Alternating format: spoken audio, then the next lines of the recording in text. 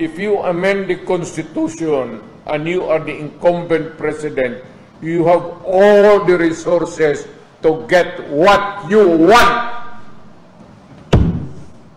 Kaya mong bilihin pati yung barangay captain. So, what result would you want? Huwag na tayo magbulahan dito sa Pilipinas. Kami magtanggap ng baril kay Pastor Kibuloy. Ako pa ba ang deliver sa kanya ng kanyon bukas o machine gun? It's a very stupid proposition. Mga kabayan, isa lang yan sa mga pahayag ni dating Pangulong Duterte kung saan ay tinanggi niya na nakatanggap siya ng baril mula dito kay Pastor Kibuloy. Ito ay matapos ang ginawang pagdinig sa Senado kung saan ay isiniwalat ng resource person ni Senator Risa Hontiveros na si alias Rene na tumanggap ng bag na may lamang mga baril ang mag-amang Duterte noong pumunta sila sa Glory Mountain na pag-aari ni Kibuloy. Sa ginawang live interview ni dating Pangulong Duterte, sinabi niya na meron siyang mahigit 500 baril bilang koleksyon, kaya hindi niya kailangan na tumanggap ng mga armas mula kay Pastor Kibuloy. I have about more than 500 firearms registered. Collectors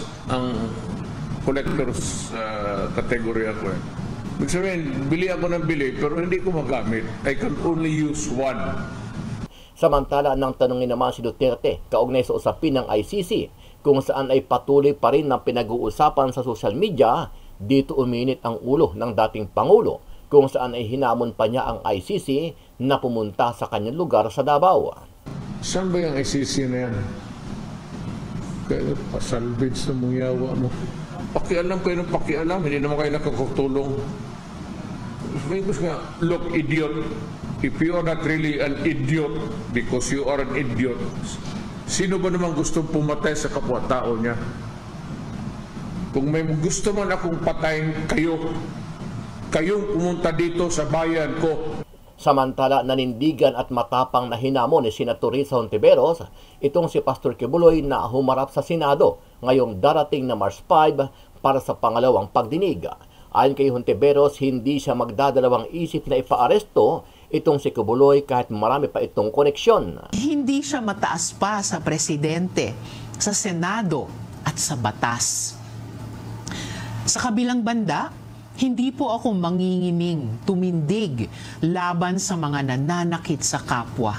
Lalaki, babae, bata, at kahit kadugo. Gaya ng hindi nangingimi ang Senado na magsalita laban sa mga mapanakit, mapang-abuso at tiwali. Ano ang masasabi mo dito, kabayan? Kung ikaw ang tatanungin, dapat bang humarap itong si Pastor Kibuloy sa Senado at sagutin ang mga akusasyon sa kanya o dapat na manatili siya na magtago base na rin sa kanya mga naunang pahayag? Sama-sama nating panoorin ang buong video at pakicomment niyo po ang inyong mga reaksyon at sariling opinyon. Pero bago yan, muli po ako nag-iimbita sa mga hindi pa po nakasubscribe sa ating channel na Kabayan News PH, pakipindot po ang subscribe button at pakiclick na rin ang notification bell para lagi kayong updated sa mga bagong upload natin na legit at napapanahong balita. Maraming pong salamat. Itinanggi ni dating Pangulong Rodrigo Roa Duterte ang usapin na nabigyan sila ng mga baril mula kay Pastor Apollo C. Kibuloy. Inamin ito na mayroon siyang mahigit 500 klase ng baril dahil bahagi ito ng kanyang koleksyon. Yung mga ito umano ay may dokumento at maging siya ay may sariling personal na baril bilang proteksyon. Kaugnay niyan, naritong bahagi ng naging pahayag ni dating Pangulong Rodrigo Roa Duterte. Kami magtanggap ng baril kay Pastor Kibuloy. Ako pa ba ang deliver sa kanya ng kanyon bukas o machine gun? It's a very stupid proposition. It's silly. Bakit ba si Pastor mamigay ng baril sa akin? Sama siya magkuha. I have about more than 500 firearms registered. Collectors category ako eh. Ibig sabihin, bili ako ng bili pero hindi ko magamit. I can only use one. I can carry a gun, only one of the entire collection, maski mag-abot ng 50 million.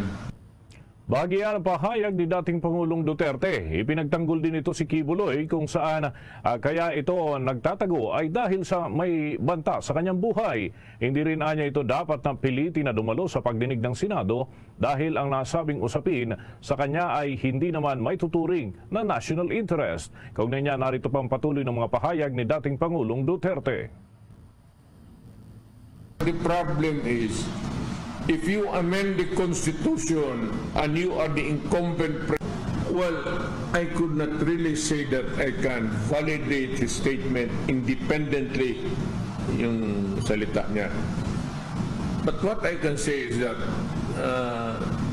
maybe somehow his life is in danger. Alam mo, ang kaso niya sa Amerika hindi naman dito. Wala naman kaso si Presidente si Pastor Kibuloy dito. Malit na kaso yan. America would not go into that. America would not waste its time violating a law na ano.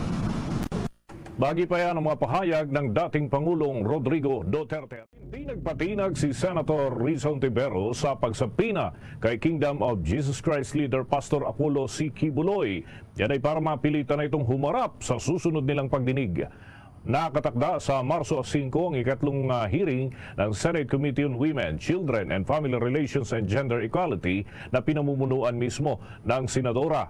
Iginit nga ng mambabatas ang kapangyarihan ng kanyang komite na pwersahin na dumalo sa kanilang pagdinig ang isang testigo kahit pa marami itong mga koneksyon. Tulad ng ibang testigo anya ay iginagalang nila ang constitutional rights ni Kibuloy pero hindi anya siya mas mataas pa sa batas. Ayon pa kay Senator Ontiveros, isa lamang ang hinihingi niya sa religious leader. Ito ay ang dumalo sa ikinakasang investigasyon ng Senado para naman marinig din ang kanyang mga tugon doon sa mga aligasyon laban sa kanya. Kaugnay niyan, narito ang bahagi ng pahayag ni Senator Risa Ontiveros. The Senate Committee on Women, Children, Family Relations, and Gender Equality is conducting an investigation in aid of legislation. And it has the power to compel the attendance of witnesses, no matter how well connected they are. In the past, cabinet officials, lawmakers, and an incumbent Senate president, and even a former president, have submitted to Senate subpoenas and appeared as witnesses. His constitutional rights, like all witnesses, are respected. Pero hindi siya mataas pa sa presidente, sa Senado at sa batas. Sa kabilang banda, hindi po ako mangingining, tumindig laban sa mga nananakit sa kapwa. Lalaki, babae, bata, at kahit kadugo. Gaya ng hindi nangingimi ang Senado na magsalita laban sa mga mapanakit, mapang-abuso at tiwali. Bahagi pa yan ang mga pahayag ni Senator Risa Ontiveros kaugnay ng kanilang ipinadalang sampina dito kay Pastor Kibuloy.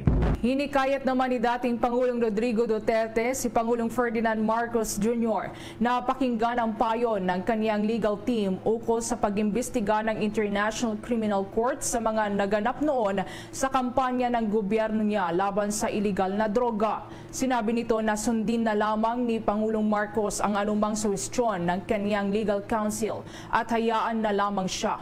Pagtitiyak pa ng dating Pangulo na kaya niya ang kaniyang sarili kahit ano paman ang gawin ng International Criminal Court. Hinamon pa ng dating Pangulo ang International Criminal Court na magtungo na lamang sila sa Davao City at handa siyang harapin ang mga ito. Kaugnay niya, narito ang bahagi nga ng pahayag ni ni dating Pangulong Rodrigo Duterte. Ganito yan. I would like the President to seek the advice of his legal counsel. Kung ano yung sabihin niya sa mga abogado niya, sa Malacanang, sundin niya. Ako, I can take care of my own. Kaya kong saan ba yung ICC na yan? Kaya pasalvage na mong yawa mo. Pakialam kayo ng pakialam, hindi naman kayo nakakutulong. Look, idiot, if you are not really an idiot, because you are an idiot, sino ba naman gustong pumatay sa kapwa-tao niya? Kung may gusto man akong patayin kayong pumunta dito sa bayan ko. Yan po ang mga maanghang na pahayag ni dating Pangulong Rodrigo Duterte kaugnay pa nga rin yan sa investigasyong isinasagawa ng International Criminal Court pahinggil pa rin sa war on drugs ng dating Duterte administration. Wala na, kasi dapat doon, na-elected ka doon lang. But if you can do it na i-amend mo, but the problem is, if you amend the Constitution and you are the incumbent president, you have all the resources to get what you want. Kaya mong bilihin pati yung barangay captain, so what result would you want? Huwag na tayo magbulahan dito sa Pilipinas. Sabihin mo, ipadaan natin ng referendum, plebiscito. Bilat. Kung gusto ng presidente, the resources are there for him to utilize. Pagkabobo naman niya pag hindi mo matalo pa sa whatever it is, a referendum or a plebiscite or a result of a votation or whatever. Are you saying that if you are going to amend, it's going to be a done deal because he is the president? I am saying that it's not the time to make changes in the Constitution. The Constitution is good, very good, the best that we have ever produced. Do not, pati congressman, pati masama talaga. Wala, ganito na lang. Gusto mong baguhin from ngayon 6 years, you make it 10 years for one term. Maganda. Pero baka sa panglatlong dekada na yan, huwag ngayon. Kung meron man tayong gawin, hindi para sa atin, para na sa mga ating anak.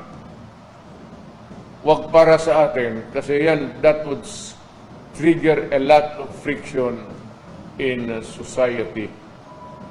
Magkakaroon ng initanay.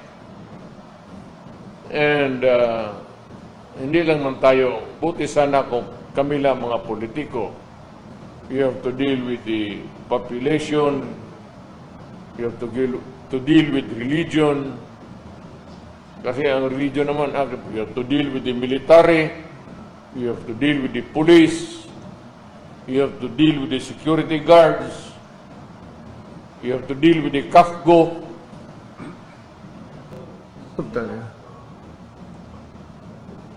Kami magtanggap ng baril kay Pastor Kibuloy.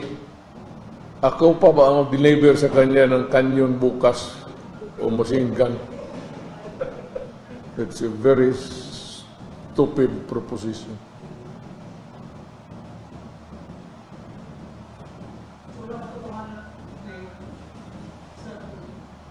It's silly. Bakit man si Pastor magbigay ng baril sa akin? Sama siya makuha.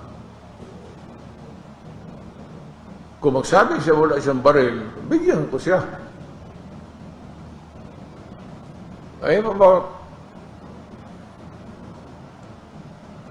almost more than 500 firearms registered. Collectors ang collectors category ako. Ibig sabihin, bili ako ng bili pero hindi ko magamit. I can only use one. I can carry a gun, only one of the entire collection, maski mag-abot ng 50 million.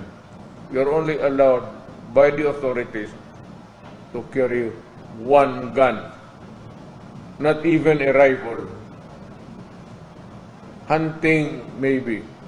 Shotgun, okay. But military hardware, no. Wala nga ako eh. All that he had before was military, pero MR. Because sitwasyon, alam mo na, mayor ka, punta ka ng bukid, hindi mo na malaman kung sino yung kalaban mo. Hindi mo talaga alam kung sino ang gustong gorgor sa iyo.